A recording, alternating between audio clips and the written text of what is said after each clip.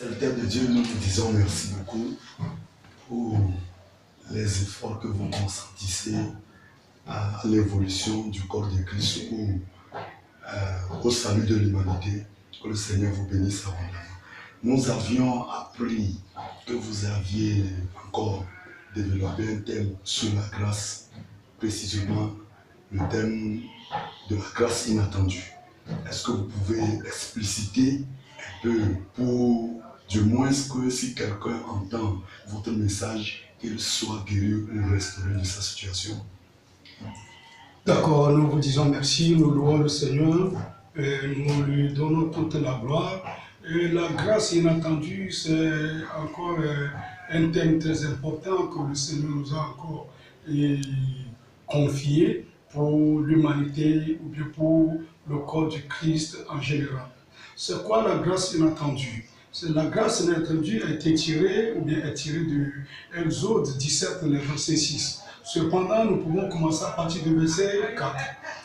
Selon les références de Exode 17, verset 4, Moïse dit: « Ah Seigneur, que puis-je faire pour ce peuple? Que puis-je faire pour ce peuple? Encore un peu de temps et ce peuple va me lapider. Encore un peu de temps, ce peuple va me lancer des pieds. Seigneur, que puis-je faire pour ce peuple? » Le verset 7 dit: « Le Seigneur dit à Moïse: prends avec toi les anciens d'Israël, prends dans ta main le bâton avec lequel tu as frappé le fleuve. » Et il dit: maintenant, avec les anciens d'Israël, dirige-toi vers le rocher d'Horeb. Et là, je me tiendrai sur le rocher. Et tu frapperas ce rocher par le bâton avec lequel tu avais frappé le fleuve. Et nous remercions le Seigneur. Mais la Bible nous dit que quand Moïse frappa le rocher, l'eau jaillit du rocher. Oui, ça c'est une grâce inattendue. Pourquoi le Seigneur l'appelle grâce inattendue? L'Israël a parcouru, c'était lors de l'Exode. L'Israël a marché. Au moins 3 jours, l'Israël était sans eau. L'Israël n'avait pas de l'eau à boire. Tout le peuple était assoiffé. Alors le peuple s'attaqua à Moïse, puisque le peuple tout le temps ne peut pas voir Dieu, mais on peut voir tout le temps le leader. Et là, le peuple s'attaqua à Moïse, c'est lui qui était visible, c'est lui qui était charnel. Quand le peuple s'est attaqué à Moïse, Moïse aussi sait que sa responsabilité lui vient de la part de quelqu'un. Et sa responsabilité lui est confiée depuis les cieux. Alors lui aussi s'est attaqué au ciel. Alors le Seigneur lui montre maintenant ce qu'il doit faire. Là où ils étaient arrivés près du mont Horeb. Ce mont Horeb est anciennement appelé le mont Sinaï, où il a reçu aussi la loi, les tablettes de pierre, et les 10 commandements. Il était écrit dessus. Et c'est encore cette montagne qui se sont retrouvées, mais cette fois-ci on l'appelle le mont Horeb, plus Sinaï, mais c'est la même montagne. Et maintenant, l'Éternel dit à Moïse: prends avec toi le bâton, prends dans ta main le bâton, mais choisis aussi les anciens afin qu'ils soient tes témoins, Et moi j'avancerai, je m'avancerai, je me tiendrai sur le rocher qui est fixé sur le mont Horeb. Et je me tiendrai sur le rocher. Toi, frappe seulement. Qu'est-ce que le Seigneur veut nous enseigner? Le Seigneur veut nous prouver, il veut nous révéler qu'il est vraiment Dieu. Et quand on parle de Dieu, c'est un créateur, celui qui a la force, le pouvoir de créer. Celui-là qui, c'est-à-dire, du néant arrive à un produit, bien arrive à un résultat. Et c'est lui qui est Dieu. Il dit: arrêtez et sachez que je suis Dieu. Effectivement, ici, Dieu veut se révéler en tant que Dieu. Il veut prouver, il veut certifier qu'il est Dieu. Et maintenant, qu'est-ce qui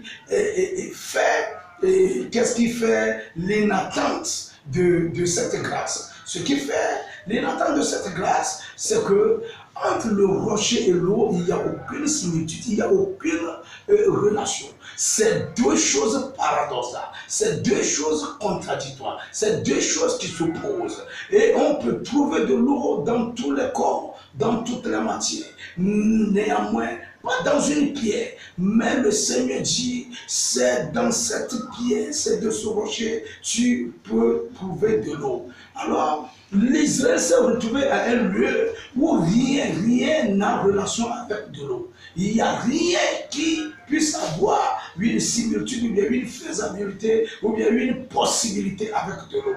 Mais néanmoins, le Seigneur étant Seigneur, il dit, Moïse frappe. Mais qu'est-ce que c'est que ce bâton? Ce bâton, c'est pas ce bâton qu'il avait frappé le fleuve dont on parle ici, c'est le fleuve du Nil, le fleuve, la divinité de toute l'Égypte. Et c'est dans ce fleuve que réside la divinité du crocodile qu'on appelle le pharaon. En réalité, ce n'est pas les hommes qui s'appellent pharaon, mais pharaon c'est un titre, et c'est le nom sacré du crocodile qui gouverne le pays. Et c'est ce crocodile qui intronise les rois, d'où le nom pharaon. Et vous allez voir que le pharaon devient un titre et on ajoute le petit nom bien le nom propre de l'intéressé qui est sur le trône. Non, mais aucune main n'a le droit de frapper le Nil, puisque le Nil n'est pas un fleuve simple. Même jusqu'aujourd'hui, le Nil n'est pas un fleuve simple, comme on pouvait le penser, comme on pouvait considérer les autres fleuves. C'est un fleuve sacré. La vie, la force, beaucoup de choses de l'Égypte dépendent encore de nos jours du Nil.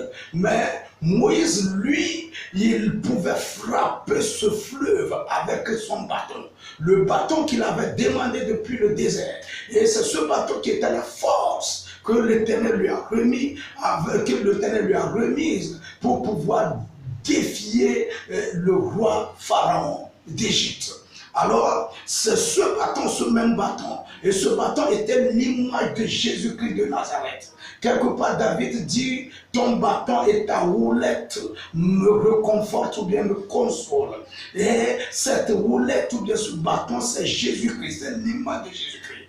Donc, sur le rocher, Jésus-Christ même étant le rocher des âges, c'est l'un des noms propres, des noms sacrés de Jésus-Christ. Le rocher des âges. Et c'est sur ce rocher maintenant, c'est pas ce bâton maintenant. Et Moïse frappa le rocher et une source d'eau jaillissait du rocher. Et la grâce est inattendue parce que rien ne pouvait prouver que c'est du rocher on peut tirer de l'eau. Alors d'emblée, la grâce est inattendue.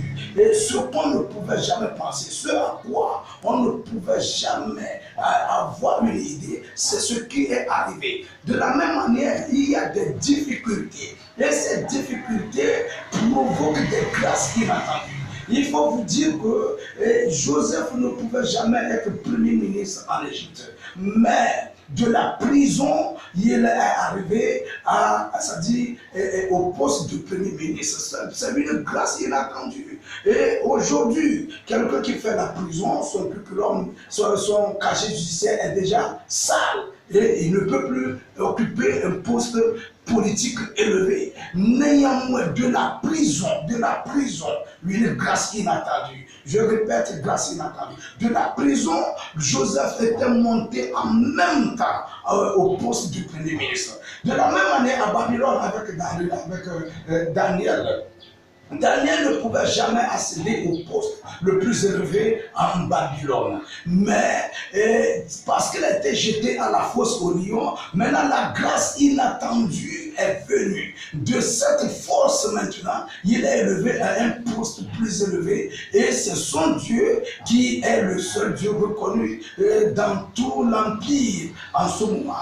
La grâce inattendue, c'est une grâce qui nous vient de la part du Seigneur pendant que toutes les situations portent à croire l'impossible. C'est une grâce inattendue. Alors je voudrais simplement exhorter quelqu'un. Je voudrais simplement conseiller quelqu'un. Ne désespère pas, mais reconforte-toi. Je prie que le Seigneur te fortifie maintenant. Parce que de cette situation, le Seigneur veut créer une différence. Il veut t'amener une élévation spectaculaire. Il veut t'amener une élévation incroyable. D'emblée, c'est un miracle et puis c'est un mystère. Je voudrais fortifier un croyant qui traverse maintenant des difficultés. Oui, je sais que ce sont les moments forts de tes difficultés. Néanmoins, c'est aussi le moment fort de la proclamation de ta gloire et de ton honneur. Et je suis avec toi parce que l'Éternel me l'a fait comprendre. De la même manière, il a donné une solution spectaculaire, miraculeuse, mystérieuse à l'Israël dans le désert. Et face aux rêves, et surtout en les abreuvant d'un rocher, c'est de la même manière, ton rocher aussi jaillit de l'eau maintenant. Ta difficulté s'explose en des solutions spectaculaires, en des solutions incroyables. Confie-toi au Seigneur, crois au Seigneur. Qu'est-ce que je voudrais te dire? Je ne te conseille pas d'être un chrétien de la foi matérialiste. Et les chrétiens de la foi matérialiste, c'est ceux-là qui louent le Seigneur parce que tout est bon, parce qu'il y a le matériel, parce qu'il y a l'abondance. Et nous pouvons donner l'exemple. La maîtresse de la foi matérielle était la femme de Job. Pour elle, elle se réjouissait dans le Seigneur parce qu'il y avait l'abondance, parce qu'il y avait l'opulence. Néanmoins, Job, lui, il n'était pas quelqu'un de la foi matérielle, mais il était quelqu'un de la foi spirituelle. Tout était perdu. Néanmoins, Job a toujours maintenu sa foi, sa relation avec le Seigneur. Alors je prie avec toi que le Seigneur te fortifie et qu'il te donne toutes les solutions. Et de cette risée maintenant, que l'honneur et la gloire s'explosent au nom du Christ Jésus. Amen.